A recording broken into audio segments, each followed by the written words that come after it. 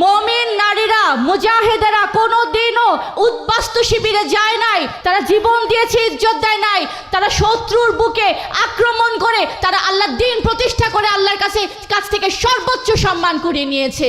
আল্লাহর দেওয়া জীবন বিধান যদি প্রতিষ্ঠা করতে না পারেন, আপনাদের দেশ রক্ষা করতে পারবেন না, আপনাদের নারীদেরকে রক্ষা করতে পারবেন না, আপনাদের পুরুষদেরকে রক্ষা করতে পারবেন না, এই দেশ ধ্বংসের মুখে চলে যাবে। রাসূল পাক সাল্লাল্লাহু আলাইহি সাল্লামের নারীরা 5 ওয়াক্ত মসজিদে যে নামাজ পড়তো, তারা রাসূলের সামনে বসে আলোচনা শুনতো, তারা সমস্ত সামাজিক কর্মকাণ্ডে তারা অংশগ্রহণ করত। শুধু তাই নয়, তারা অস্ত্র হাতে নিয়ে রণাঙ্গনে আজরাইলের রূপে আবির্ভূত হতো শত্রুদের বিরুদ্ধে। আউযু বিল্লাহি মিনাশ শাইতানির রাজিম, বিসমিল্লাহির রহমানির রহিম। হিজবুত তৌহিদ আন্দোলনের পক্ষ থেকে আপনাদের প্রতি প্রাণঢালা শুভেচ্ছা, সালাম, মুবারকবাদ, সালামু আলাইকুম। আপনারা এমন এক আন্দোলনে এসেছেন, হিজবুত তৌহিদ আন্দোলনের আলোচনা শোনার জন্য, যে আন্দোলন আজকে মানব জাতিকে এ কথাই বলছে যে তোমরা আল্লাহর দ্বীনকে ত্যাগ করেছো, তোমরা সঠিক পথ থেকে সরে গেছো, তোমরা হেদায়েতে নেই। সেই হেদায়েতে পরিচালিত করার জন্য যে আন্দোলন গত 30 বছর ধরে বাংলাদেশের মানুষকে ঐক্যবদ্ধ করার জন্য কাজ করে যাচ্ছে। আমরা 200 কোটি মুসলমান আল্লাহকে বিশ্বাস করি, রসুলকে বিশ্বাস করি, কোরআনকে বুকে আগলে ধরে রেখে সমস্ত আমল করছি, কিন্তু আজকে আমাদের ঈমান নেই, আমরা ঈমান থেকে সরে গেছি।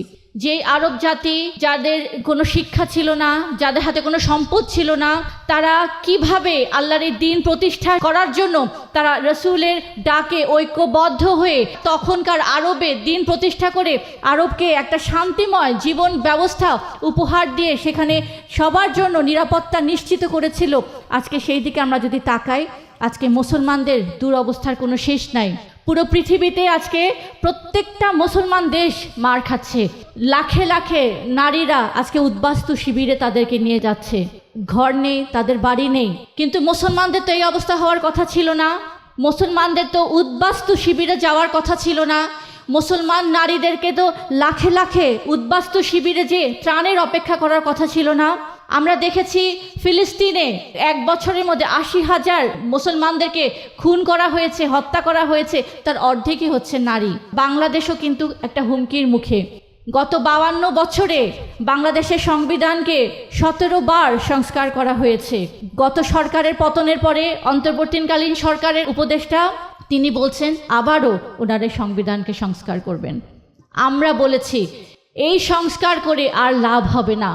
আপনারা যতই সংস্কার করেন, আল্লাহর দেওয়া জীবন বিধান যদি প্রতিষ্ঠা করতে না পারেন, আপনাদের দেশ রক্ষা করতে পারবেন না, আপনাদের নারীদেরকে রক্ষা করতে পারবেন না, আপনাদের পুরুষদেরকে রক্ষা করতে পারবেন না, এই দেশ ধ্বংসের মুখে চলে যাবে। আমরা বলেছি আল্লাহর দেওয়া জীবন বিধান প্রতিষ্ঠা করতে হবে, কিন্তু আল্লাহর দেওয়া জীবন বিধান কিভাবে প্রতিষ্ঠা করবে মানুষ? আজকে মানুষ তো দিক বিদিক দৌড়াচ্ছে। যারা রাজনীতি করছেন ধর্ম নিয়ে, তারা দিচ্ছেন এক রকমের ব্যাখ্যা। যারা মসজিদ মাদ্রাসায় বসে ইসলাম শিক্ষা দিচ্ছেন, তাদের কাছে ইসলামের আরেক ধরনের ব্যাখ্যা আমরা পাই। যারা উগ্রবাদী, তারা ইসলামকে মানুষের সামনে আরেকভাবে উপস্থাপন করছে। যারা সাধারণ মানুষ, তারা মনে করছে ইসলাম যদি কায়েম হয়ে যায় তাহলে নারীদের তো ভয়াবহ অবস্থা হবে, নারীদের তো কোনো জায়গা থাকবে না, নারীদের অধিকার থাকবে না, তারা সংসার সমাজ সব জায়গা থেকে তারা বিতাড়িত হয়ে যাবে যদি তা এমন হয়। আমরা বলেছি না, যদি আপনারা আল্লাহর দেওয়া সেই ইসলাম, যেই ইসলাম রাসূল পাক সাল্লাল্লাহু আলাইহি সাল্লাম একটা উম্মাহ গঠন করে, তিনি অক্লান্ত পরিশ্রম করে নিজের শরীরে রক্ত ঝরিয়ে তাকে শহীদ করে মাথায় আঘাত নিয়ে যে ইসলামটা তিনি প্রতিষ্ঠা করেছিলেন জাজিরাতুল আরবে, সেই ইসলামটা যদি আমরা আবারও পুনরায় প্রতিষ্ঠা করি, মানুষ তাদের অধিকার ফিরে পাবে। আমরা কোরআনের বাইরে, ইতিহাসের বাইরে, রসুলের জীবনের বাইরে আমরা কোনো কথা বলি না। আমাদের মহামান্য ইমামুজ্জামান কোরআন থেকে, রসুলের জীবনী থেকে দেখিয়ে দিয়েছেন নারীরা কিভাবে রসুলের সেই দ্বীন প্রতিষ্ঠা করার কাজে, প্রত্যেকটা কাজে তারা সামিল হয়েছেন। যখন ইসলাম প্রতিষ্ঠিত হয়েছিল, নারীদের অধিকারও প্রতিষ্ঠিত হয়েছিল। নারীরা সমাজে কথা বলেছে, সমাজে ভূমিকা রেখেছে, তারা মসজিদে গিয়েছে, নামাজ পড়েছে, তারা জুম্মায় গিয়েছে, তারা হজের ময়দানে গিয়েছে, অর্থাৎ সর্ব অঙ্গনে তারা তাদের অধিকার প্রতিষ্ঠা করতে পেরেছিল। তাদের ধর্মীয় অধিকার, তাদের কথা বলার অধিকার, তাদের জীবন যাপনের অধিকার তারা পেয়েছিল। ইসলাম নারীদেরকে তাদের পূর্ণ অধিকার, সম্মান, স্বাধীনতা দিয়েছিল। আমরা দেখেছি, আপনারা নিশ্চয়ই জানেন যে ইসলামে নারীরা যখন সংসার থেকে অর্থাৎ বাবার কাছ থেকে তারা সম্পত্তি পায়, তারা সন্তানের কাছ থেকে পায়, স্বামীর সম্পদের অধিকার তাদের আছে। বিয়ের মাধ্যমে তারা যে দেনমোহর সম্পন্ন করার যে বিধান দিয়েছেন, সেই মোহরানাও তারা পায়। প্রত্যেকটা অঙ্গনে কিন্তু নারীদেরকে আল্লাহ রসুল প্রতিষ্ঠা করেছিলেন, তাদের অধিকার দিয়েছিলেন, তাদেরকে স্পেস দিয়েছিলেন। আজকে আমরা যদি আবারও রসুল পাক সাল্লাল্লাহু আলাইহি সাল্লামের সেই আদর্শটা পুনরায় প্রতিষ্ঠা করতে পারি, নারীরা পূর্ণরূপে তাদের অধিকার ফিরে পাবে ইনশাআল্লাহ। কারণ এটা প্রতিষ্ঠিত, এটা প্রমাণিত। আমরা দেখেছি ফিলিস্তিনে আজকে নারীদের উপরে যে অত্যাচার চলছে, ফিলিস্তিনে, সিরিয়াতে যেভাবে নারীদেরকে ধর্ষণ করা হলো, বেইজ্জত করা হলো, মায়ানমারে ঘরের পাশে যে নারীদেরকে ধর্ষণ করা হলো, তাদেরকে ঘর বাড়ি থেকে, তাদেরকে ভিটা থেকে উদ্বাস্তু শিবিরে পাঠিয়ে দেওয়া হলো। কেউ এসে মুসলমানদের পাশে দাঁড়ায় নাই এই নারীদের অধিকারের জন্য, তাদের সম্মান রক্ষার জন্য। কোনো জাতিসংঘ কেন, কোনো সংঘই তাদের পক্ষ হয়ে, মুসলমানদের পক্ষ হয়ে কথা বলে নাই। আমাদের প্রশ্ন হচ্ছে, এই প্রশ্ন আমাদের সবার মনে আসা উচিত যে যেই মুসলমান পৃথিবীতে সম্মানিত ছিল, যেই মুসলমানরা অর্ধেক পৃথিবীতে আল্লাহর দেওয়া জীবন বিধান প্রতিষ্ঠা করে তারা শাসকের পর্যায়ে ছিল, আজকে তাদের এই দুরবস্থা কেন? কেন আজকে মুসলমানরা এই গ্লানি হচ্ছে তাদের উপরে, তাদের অধিকার হরণ হচ্ছে? কেন তাদেরকে ভিটা বাড়ি থেকে উচ্ছেদ করা হচ্ছে? কারণ আল্লাহ রসুল যে ইসলাম প্রতিষ্ঠা করে গিয়েছিলেন এবং আজকে পৃথিবীময় যে ইসলাম প্রচলিত আছে, এটা আল্লাহর দেওয়া ইসলামের সম্পূর্ণ বিপরীত ইসলাম। এই কারণে আজকে সমাজে শান্তি নাই, রাষ্ট্রে সুখ নাই, নিরাপত্তা নাই, সংসারে কোনো ঐক্য নাই, নারীদের অধিকার নাই, শিশুদের নিরাপত্তা নাই। অর্থাৎ এই পৃথিবীটা এখন একটা নরককুণ্ডে পরিণত হয়েছে। এই অবস্থা কেন হলো? আমরা যখন ব্রিটিশদের অধীনে আসলাম, আমরা 250 বছর তাদের গোলামে পর্যবসিত ছিলাম। তখন তারা আমাদের উপরে তাদের মন গড়া ইসলাম, একটা সিস্টেম, একটা ধর্মীয় শিক্ষা তারা নিজেদের সিলেবাস বানিয়ে সেটা আমাদেরকে শিক্ষা দিয়েছে। সেই ইসলামে তাওহীদের কোনো শিক্ষা ছিল না, ঈমান কি, ঈমানের প্রকৃত শিক্ষা ছিল না, আকীদা আমাদেরকে ভুলিয়ে দেওয়া হয়েছে।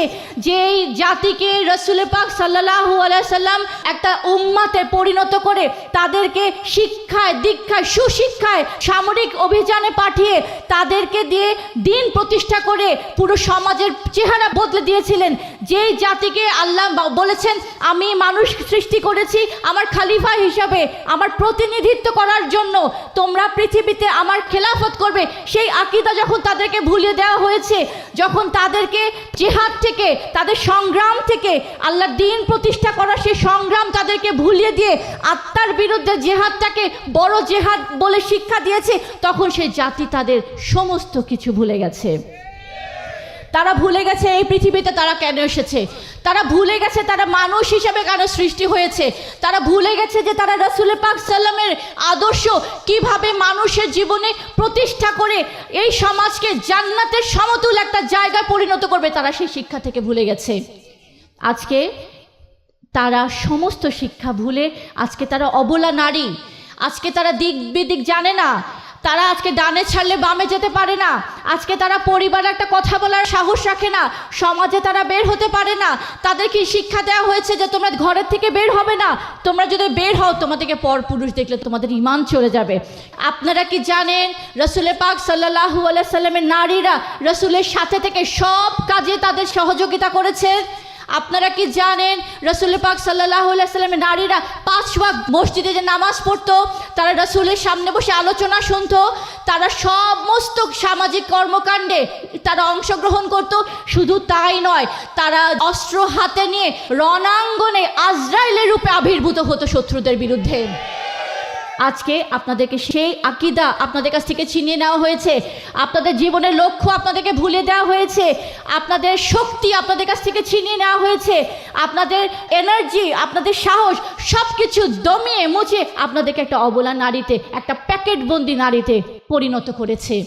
হিজবুত তহিদের আবির্ভাব হয়েছে আপনাদেরকে আবারও আল্লাহ রসুলের সেই প্রকৃত শিক্ষা দেয়া।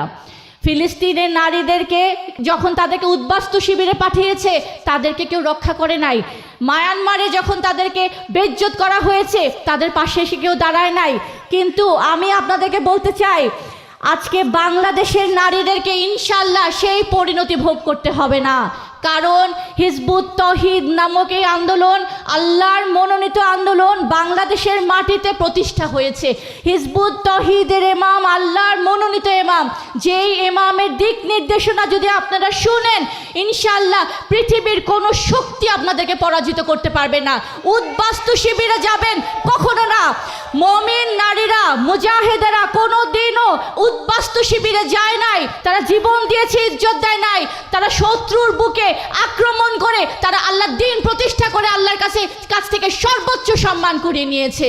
এই বোনদের আমি বলতে চাই, আপনাদের তৌহিদ বুঝতে হবে এবং সেই তৌহিদকে ধারণ করে আল্লাহর দ্বীন প্রতিষ্ঠা করার সংগ্রামে নিজের জীবনকে উৎসর্গ করতে হবে। তাহলে আপনি বাঁচবেন, আপনার মাটি বাঁচবে, আপনার সন্তান বাঁচবে, আপনার স্বামী বাঁচবে, আপনার ধর্ম বাঁচবে, আপনার ঈমান বাঁচবে। অনেকে আমাদের বিরোধিতা করেন, তারা বলেন হিজবুত তৌহিদ নারীদেরকে বেপর্দা করে দিচ্ছে। তারা বলেন হিজবুত তৌহিদ নারীদেরকে ঘর থেকে বের করে নিয়ে যাচ্ছে। তারা বলে থাকেন হিজবুত তৌহিদের নারীরা পর্দা করে না, তারা বেহায়া বেপরোয়া হিসাবে ঘুরে বেড়ায়। কিন্তু আমি তাদেরকে বলতে চাই, যেই কাজ আমরা করছি সেই কাজ আপনাদের করা দরকার ছিল। আজকে যদি আপনারা সত্যিকার রূপে আল্লাহর সত্য দ্বীনের শিক্ষা মানুষকে দিতেন, যদি আপনারা তৌহিদের উপরে মানুষকে ঐক্যবদ্ধ করতেন, তাহলে আমাদের কোনো মুসলমান নারীর বেইজ্জতি হতে হতো না। আমাদের কোনো মুসলিম নারীর তাদের উদ্বাস্তু শিবিরে যেতে হতো না। আমাদের কোনো মুসলিম নারীর তার বাচ্চা, তার কলিজার টুকরার মরা দেহকে বুকে নিয়ে আজাহারি করতে হতো না। যারা নারীদেরকে সবসময় বাক্সবন্দি করে রাখতে চান, যারা নারীদেরকে সবসময় পিছনে রাখতে চান, তারা আমাদের সমালোচনা করেন ঠিকই, কিন্তু আমরা দেখতে পাই যখন ভোটের সময় আসে তখন আপনাদের সেই ভোটের কেন্দ্রে পুরুষদের থেকে নারীদের লাইন হয় বেশি। এই নারীদেরকে আপনারা বলেন, এই জান্নাতের টিকিট তোমার কাছে দিলাম, তুমি আমাকে ভোট দিবে, তুমি জান্নাত যাবে। এই অবলা নারী যাদেরকে আপনারা অবলা বানিয়েছেন, যারা উম্মতে মুহাম্মাদি ছিল, যারা যোদ্ধা নারী ছিল, যারা বীরাঙ্গনা ছিল, যাদের ধমনীতে আল্লাহর দ্বীন প্রতিষ্ঠা করার জন্য রক্ত প্রবাহিত হতো, সেই নারীদেরকে অবলা বানিয়েছেন আপনারা। কিন্তু বানাবার পরেও তাদের ইমানি শক্তিকে আপনারা ছিনায় নিতে পারেন নাই। আল্লাহকে ভালোবাসে, রসুলকে ভালোবাসে, জান্নাতে যেতে চায়, সেই তাড়না থেকে আজ তারা আপনাদেরকে ভোট দেয়। তাদের ভোট আপনারা নেন, কিন্তু তাদেরকে আপনারা কোনো ক্ষমতা দেন না, তাদের অধিকার দেন না। যে অধিকার আল্লাহ দিয়েছেন সেটাও দেন না, যে অধিকার বাংলাদেশের সংবিধান দিয়েছে সেটাও আপনারা দেন না। তাদেরকে শুধু আপনারা ব্যবহার করতে চান। কিন্তু জেনে রাখেন, হিজবুত তৌহিদ এসেছে নারী পুরুষ সবাইকে মুক্ত করার জন্য, প্রকৃত মুক্তি দেওয়ার জন্য। আল্লাহর দেওয়া সেই দ্বীনের শিক্ষা, তৌহিদের শিক্ষা, হেদায়াতে পরিচালিত করে সমস্ত অন্যায়ের বিরুদ্ধে তাদেরকে ঐক্যবদ্ধ করে একটা সুসংগঠিত জাতিতে পরিণত করে দ্বীন প্রতিষ্ঠা করার সংগ্রামে তাদেরকে উৎসর্গ করার জন্য হিজবুত তৌহিদের আবির্ভাব। কাজেই আমি আমার বোনদেরকে বলতে চাই, আপনারা কখনো নিজেদেরকে ছোট মনে করবেন না। আপনি আল্লাহর খলিফা, পুরুষরা যেভাবে আল্লাহর খলিফা, আপনিও আল্লাহর খলিফা, আপনিও রসুলের উম্মত, আপনিও উম্মতে মুহাম্মাদি। যেই কাজ রসুল আপনার নারী পুরুষ সবার উপরে দিয়ে গেছেন, যেই খেলাফতের দায়িত্ব নারী পুরুষ সবার উপরে আল্লাহ অর্পিত করেছেন, সেই দায়িত্ব থেকে আপনি নিজেকে বাঁচাতে পারবেন না। আপনার কাছে এটা বুঝতে হবে যে আমি আল্লাহর খলিফা, আল্লাহর দ্বীন প্রতিষ্ঠা করাই হচ্ছে আমার জীবনের মুখ্য এবাদত। সেই এবাদত করার জন্য আমি আমার জীবন, সম্পদ, স্বামী, সন্তান সব কিছু কোরবান করার জন্য রাজি আছি। আপনারা হয়তো ভাবতে পারেন যে আমি যদি বাইরে যাই আমাকে কেউ দেখলে আমার গুনাহ হবে কি না। না, পাপ আর পুণ্যের মানদণ্ড কি? আপনি যখন খারাপ কাজ করবেন, আপনি যখন মিথ্যা বলবেন, আপনি যখন আল্লাহর হুকুমের পরিপন্থী কোনো কাজ করবেন, সেটা হবে পাপ। আপনি যখন আল্লাহর দ্বীন প্রচার করার জন্য, আল্লাহর দ্বীন প্রতিষ্ঠা করার জন্য নিজের জীবন সম্পদ উৎসর্গ করে মানব জাতিকে রক্ষা করার জন্য যখন সংগ্রামে নামবেন, সেটা আপনার ইবাদত হবে, সেটা আপনার জেহাদ হবে, সেটা আপনার আমল হবে। এবং জেহাদ হচ্ছে একটা পবিত্র আমল, যে আমলের ব্যাপারে আল্লাহ শত শতবার পবিত্র কোরআনে বলেছেন। আজকে আপনাদের কাছে সেই শিক্ষা নাই, আপনাদের সেই শিক্ষা আপনাদেরকে ছিনিয়ে নিয়ে আপনাদেরকে একেবারে অন্তর্মুখী একটা শিক্ষা দিয়ে ঘরের চার দেয়ালে আটকে রেখেছে। আমি হিজবুত তৌহিদের নারী বিভাগের পক্ষ থেকে বলতে চাই, হে বোনেরা, আপনারা জেগে উঠুন আপনাদের আসল পরিচয় নিয়ে, আপনারা জেগে উঠুন সমস্ত অন্যায়ের বিরুদ্ধে, আপনারা জেগে উঠুন আল্লাহর দ্বীন প্রতিষ্ঠা করার সংগ্রামে নিজেকে উৎসর্গ করার জন্য, আপনারা জেগে উঠুন আপনাদের অধিকারকে আবারও ফিরে পাওয়ার জন্য। প্রকৃত রূপে নারীদের অধিকার দিতে পারে একমাত্র হিজবুত তৌহিদ, নারীদের অধিকার সুরক্ষিত রাখতে পারে একমাত্র হিজবুত তৌহিদ। নারী পুরুষ সকলকে তাদের জীবনের এই পৃথিবীতে আগমনের উদ্দেশ্য লক্ষ্য চিনিয়ে দিতে পারে হিজবুত তৌহিদ। আল্লাহর দ্বীন প্রতিষ্ঠা করার জন্য উজ্জীবিত করে সংগ্রামে নিজেদের জীবন সম্পদ উৎসর্গ করার অনুপ্রেরণা, সাহস, শক্তি সব যোগাতে পারে হিজবুত তৌহিদ।